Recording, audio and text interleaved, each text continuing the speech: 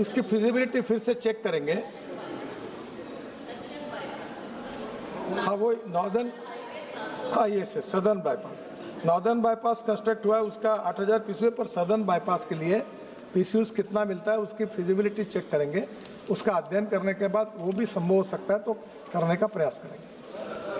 Shri Amar Singh टिंसो।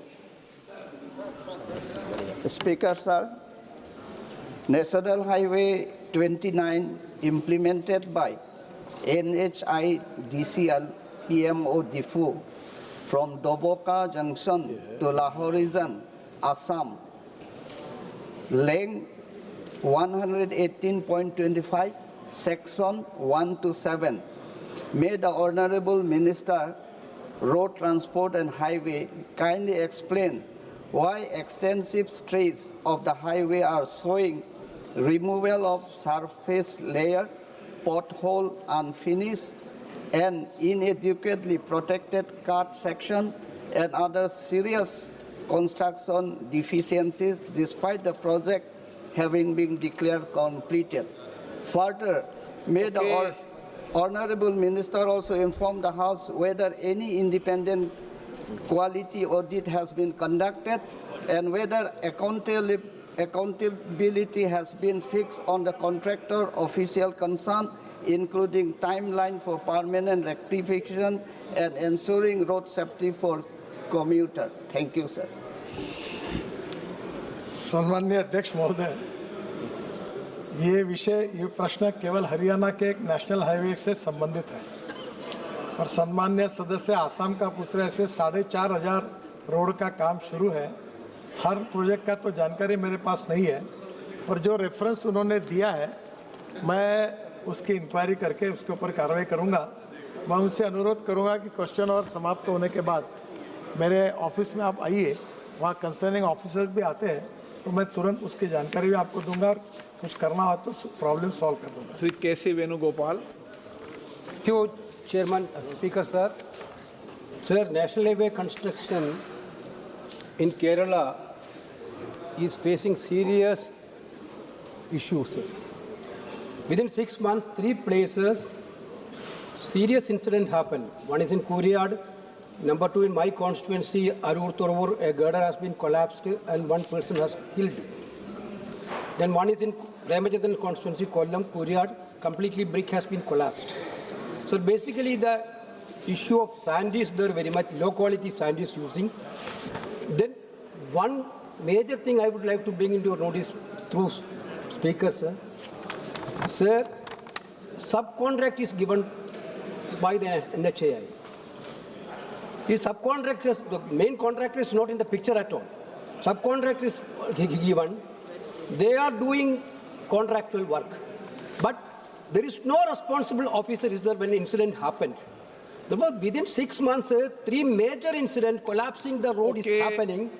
Then service road, quality of the service road is, because in Kerala, so 1 minute, sir, Kerala, 40% of the passengers is travelers using service road because auto rickshaw and small vehicles are there very much in Kerala. They are depending only service road. The quality of the service road is very, very bad. Therefore, I think there should be a serious examination and investigation on these issues. Whether the minister is going to investigate, I already telephoned you 2-3 times about these incidents. Whether the minister is going to take serious action against this. सम्माननीय speaker महोदय, हमने contractor के खिलाफ सम्मानित सदस्य ने phone किया है, हमने स्ट्रिक्ट एक्शन लिए है। हमने केरल सरकार में पैसे डिपॉजिट किए थे कि जब केरल में क्या कि रोड के बाजू में सर्विस रोड करने के लिए जगह कम है, तो आप पुलिस प्रोटेक्शन के लिए कंट्रोल करने के लिए रखे थे। फिर भी लोग जहाँ काम शुरू था उसके नीचे से जा रहे थे। फिर भी हमने अब प्राइवेट सिक्योरिटी गार्ड्स भी रखे हैं। दूसरी बात, सम्मान्य सदस्य ने जो कहा है, ऐसे 3 इंसिडेंट केरल में हुए। इस बार बरसात भी बहुत आई, लैंडस्लाइड्स भी हुई और कुछ क्वालिटी के प्रॉब्लम भी सामने आए। जो हम लोग विशेष रूप से रोड का काम करते समय हमारे पास जो डाइवर्शन बनाते हैं, वो डाइवर्शन हम टेम्परेरी क्वालिटी के बनाते हैं और बाद में वो कोलैप्स हो जाते हैं। ये ध्यान में आने के कारण अब पॉलिसी डिसीजन ये लिया है कि निश्चित रूप से उसी क्वालिटी सीमेंट कंक्रीट के और अच्छी क्वालिटी के वो बनाए ताकि किसी भी हालत में वो कोलैप्स ना हो, ख़राब ना हो। जो स्ट्रक्चर्स के फेलियर के बारे में है उसके बारे में भी पूरी इंक्वायरी हुई है और लगातार हम इसके बारे में कॉशियस भी हैं और कड़क कार्रवाई भी कर रहे हैं। एक बात इम्पॉर्टेंट है कि केरल की ऐसी एक अलग सिचुएशन है कि रोड के बाजू में डेवलपमेंट हुई है तो वहाँ डाइवर्शन करने के लिए भी जगह नहीं है और जो रोड पर आज मैक्सिमम एक्सीडेंट हुए वो वहाँ की एक प्रकार से पूरी तरह हार्ट लाइन है और इसलिए वहाँ ये समस्या आई। काफ़ी मेंबर ऑफ पार्लियामेंट सम्माननीय इनका मुझे फ़ोन आया था, मैंने उनसे बात भी की। माननीय मुख्यमंत्री भी यहाँ आके गए और केरल के काफ़ी सदस्य भी मुझे मिले। इस बार थोड़ा लैंडस्लाइड्स, पानी और कुछ कमियां भी हमारी होगी जो सब ध्यान में है, उसके ऊपर हमने पॉलिसी डिसीजन लिए है, काफ़ी कार्रवाई भी की है और हम वो सबको रेक्टिफाई करने का काम की शुरुआत की है और मुझे लगता है कि मार्च तक हम इन सब बातों को पूरा करके रोड का काम पूरा करने की कोशिश कर रहे हैं। एक आधा पैकेज रह सकता है क्योंकि कोड ऑफ कंडक्ट केरल विधानसभा का लगने के पहले वो काम पूरा करने का हमारा प्रयास था। एक आधा काम छोड़कर बाकी पूरा करके व्यवस्थित ठीक प्रकार से होगा। श्री दीपेंद्र सिंह हुडा। सर ये हरियाणा के हाईवे से संबंधित प्रश्न है। 4 दिसंबर को मंत्री जी ने एक और अन्य जो प्रश्न मैंने पूछा था उसके जवाब में मैंने जानकारी चाहिए थी कि किस प्रदेश में कितने किलोमीटर नेशनल हाईवे और कितने टोल प्लाजा हैं। उसमें ये पाया गया कि बहुत से ऐसे प्रदेश जो हरियाणा से 3 गुना 4 गुना साइज़ में हैं लेकिन टोल प्लाजा हरियाणा में ज़्यादा हैं। हरियाणा में 75 टोल प्लाजा हैं, जहाँ तक कर्नाटक है वहाँ 60 है, गुजरात में 62 टोल प्लाजा हैं और हर कितने किलोमीटर पे एक टोल प्लाजा है NH नेशनल हाईवे में। उसमें ये पाया गया कि देश में सबसे ज़्यादा टोल प्लाजा की कंसंट्रेशन हरियाणा में, हर 45 किलोमीटर पे एक NH नेशनल हाईवे का टोल प्लाजा है। देश में 2 ही प्रदेश हैं जो 100 किलोमीटर से कम की औसत बढ़ती है। एक सर आपका राजस्थान है जहां हर 62 किलोमीटर पे एक टोल प्लाजा है, हरियाणा में 45 किलोमीटर। यही आंकड़ा जहां तक महाराष्ट्र है वहां 188 किलोमीटर पे एक टोल प्लाजा है, गुजरात में 142 किलोमीटर पे एक टोल प्लाजा है और यहाँ तक कि हमारे पड़ोसी उत्तराखंड में 500 किलोमीटर पे एक टोल प्लाजा है। तो हरियाणा में इतनी जो टोल प्लाजा की संख्या देश में सबसे ज़्यादा और सबसे कलेक्शन भी हरियाणा से ज़्यादा हो रहा है। वो भी आपने जवाब दिया था कि प्रतिवर्ष कितना कलेक्शन किस प्रदेश से आ रहा है। छोटा सा प्रदेश हरियाणा, देश में सबसे ज़्यादा टोल की वसूली हरियाणा से हो रही है।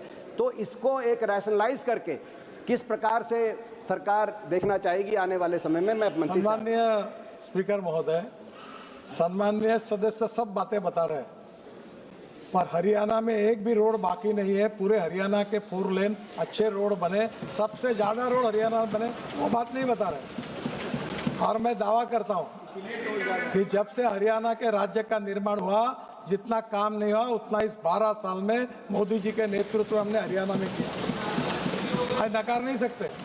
एक्सप्रेस हाईवे बनाए। एक बात जरूर है कि हरियाणा में और पंजाब में ट्रैफिक डेंसिटी ज़्यादा है और टोल की पॉलिसी है, उसके हिसाब से जब रोड बनेंगे तो टोल लगेंगे। अब हम नए ग्रीन एक्सप्रेस हाईवे बना रहे हैं। अभी दिल्ली से कटरा हाईवे पूरा इनके यहाँ से जा रहा है। सब 3-3, 4-4 लाख करोड़ रुपए के काम हुए हैं। अब जब नए रोड बनेंगे तो टोल आएंगे। अब जहाँ बनेगा नहीं वहाँ कम टोल रहेंगे। और दूसरी बात, अभी टोल की जो पॉलिसी हमने सर अभी जो हमने जो फास्ट फ्लो बैरियर्स इसका जो हमने सीमलेस ट्रैफिक की योजना बनाई है, अब आप 80 के स्पीड से निकल जाओगे, कहीं रुकने की ज़रूरत नहीं, कोई टोल नाके पर आपको रोकेगा नहीं, बताएगा नहीं। आपके नंबर प्लेट का फ़ोटो लिया जाएगा, आपके फास्ट टैग का फ़ोटो लिया जाएगा और आपके बैंक अकाउंट से पैसा निकल जाएगा। और वही अध्यक्ष वहाँ और एक बात बता दूँ, जहाँ से एंट्री करेगी वहाँ से रिकॉर्ड होगा और जहाँ से निकलेगा वहाँ रिकॉर्ड होगा। अभी क्या है कि 60 किलोमीटर अगर टोल है और आपने 15 किलोमीटर भी गए तो 60 किलोमीटर का टोल देना पड़ता है। अब ये नए नीति में 15 किलोमीटर का ही टोल होगा, वो लगेगा। और इसके ऊपर अध्यक्ष महाराज, अब हम 3,000 रुपये में 200 पास दे रहे, 15 रुपये में एक टोल, और जो 15,000 रुपये लगते थे वो केवल 3,000 रुपये लगेंगे। 15 रुपये का एक टोल है, तो वो भी हमने राहत दे दी है। 40 लाख लोगों ने पासेस भी ले लिए। तो मुझे लगता है कि जो उनकी यहाँ समस्या है ये बिल्कुल नहीं आएगी। और एक बात याद रखना कि आपके यहाँ रोड भी बने हैं, टोल भी है, कुछ इनकम भी मिलता होगा, पर सबसे ज़्यादा रोड आपके राज्य में हमने बनाए हैं, जो कभी नहीं बने थे वो उतने बने, इस बात को भी आप स्वीकार करें। Question number 265 Shri Rajesh Verma. माननीय मंत्री महोदय, ऊपर रखा। माननीय सदस्य। धन्यवाद अध्यक्ष महोदय। मैं आपके माध्यम से सबसे पहले राष्ट्रीय राजमार्ग मंत्री आदरणीय नितिन गडकरी जी का धन्यवाद देता हूं कि देश के साथ साथ बिहार में भी उन्होंने सड़कों का जो जाल बिछाया है वो काबिले तारीफ है। लेकिन मैं उनका ध्यान अपनी लोकसभा खगड़िया लोकसभा की तरफ आकृष्ट करना चाहता हूं, जहां पर जो सबसे पिछड़ी लोकसभा बिहार की है। मैं माननीय मंत्री जी को कहना चाहता हूं कि जब हम लोग पटना से निकलते हैं तो बेगूसराय तक हम लोग को 4 लेन मिलता है, और खगड़िया से जब हम लोग पूर्णिया जाते हैं तो सिंगल लेन होने के कारण लगातार सड़क की दुर्घटनाएं हो रही है। और एक लंबे समय से खगड़िया पूर्णिया NH-31 के निर्माण की मांग चल रही है। मैं माननीय मंत्री जी से जानना चाहता हूं कि इसके निर्माण की स्वीकृति कब तक हम लोग को मिल जाएगी। सम्माननीय अध्यक्ष महाराज, खगड़िया से पूर्णिया ये 4000 करोड़ रुपए का 143 किलोमीटर का काम हमने मंजूर कर दिया है, और उसका कैबिनेट अप्रूवल अभी मिला नहीं है। कैबिनेट को नोट सबमिट हुई है, और जैसे ही आने वाले 10-15 दिन में मिल जाएगा तो ये काम अवार्ड हो जाएगा। और मुझे लगता है कि ये 4 लेन बनने के बाद जो सम्मान्य सदस्य जो कह रहे हैं वो समस्या नहीं रहेगी, और निश्चित रूप से ये 4 लेन का रोड उनका काम ज़्यादा से ज़्यादा महीना 1.5 महीने के अंदर शुरू होगा। टेंडर भी निकाल के रखा हुआ है। Honour member supplementary. धन्यवाद माननीय मंत्री महोदय। मेरा दूसरा प्रश्न है महेशकुट से सोनवर्षा होते हुए सहरसा, मधेपुरा, मुरलीगंज से पूर्णिया तक 177 किलोमीटर की जो सड़क है, जिसकी स्वीकृति 2018 में हुई थी और 1400 करोड़ की लागत से इस सड़क का निर्माण पूर्ण होना था, और 2020 तक इस सड़क का निर्माण पूर्ण होना था, लेकिन लगातार समय अवधि बढ़ाई जा रही है। तो मैं माननीय मंत्री से जानना चाहता हूं, क्योंकि मेरी लोकसभा की 3 विधानसभा परबत्ता, बेलदौर और सिमरी बख्तियारपुर से होते हुए यह सड़क जाती है, तो मैं माननीय मंत्री से जानना चाहता हूं कि इसका कार्य कब तक पूर्ण हो जाएगा। सम्मान्य स्पीकर महोदय, ये NH-107 है। इसका पैकेज 1 जो था वो कैनन डेनकी कॉर्पोरेशन को है। इसमें बहुत समस्या आई, डिले इन लैंड एक्विजिशन जो राज्य सरकार के तरफ से हमको मिलता है, change in alignment due to utility shifting issues, contractor भी अड़चन में आ गया, वो लगभग कंपनी अब हालत ख़राब है, फाइनेंशियल इश्यूज उनके थे। फिर delay in ROB design approved by railway ये हुआ। नाउ वर्क प्रोग्रेस में है, 87% काम पूरा हुआ है, और मार्च 2026 के पहले ये पोर्शन हम पूरा करेंगे, और जो ROB है वो अगस्त 2026 तक पूरा होगा। और पैकेज 2 गैमन का है, उसका भी इशू यही थे, वो भी 80% पूरा हुआ है, मार्च 2026 तक वो पूरा होगा। श्री मुकेश कुमार दलाल। Thank you, Speaker, sir. Will the Honorable Minister be pleased to reply? Data from the Ministry report, road accidents in India in 2022 reveals that although highway comprises only about 2% of the total road network, they accounted for 36.2% of total road fatalities, that is 61,038. A major reason for this is the persistence of accident black spots.